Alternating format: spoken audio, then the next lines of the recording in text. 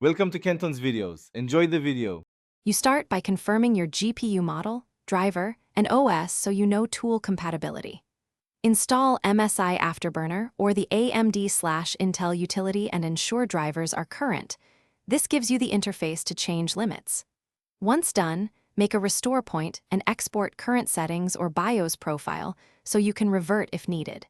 You need admin rights and a monitoring tool running. Now open the tuning utility and locate the power limit slider or control. This is where the change begins. You will raise the power limit gradually to avoid instability. Set an initial 5 to 10% increase and apply it.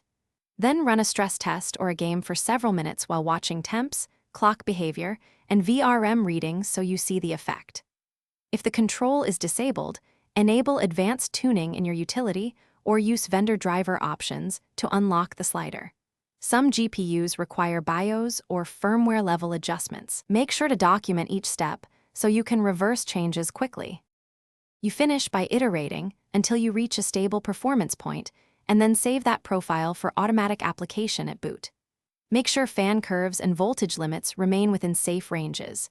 Increasing power without proper cooling risks thermal throttling or hardware damage. If you experience crashes or artifacts, immediately revert the last increment and test again, or load your exported BIOS/profile. One key troubleshooting tip.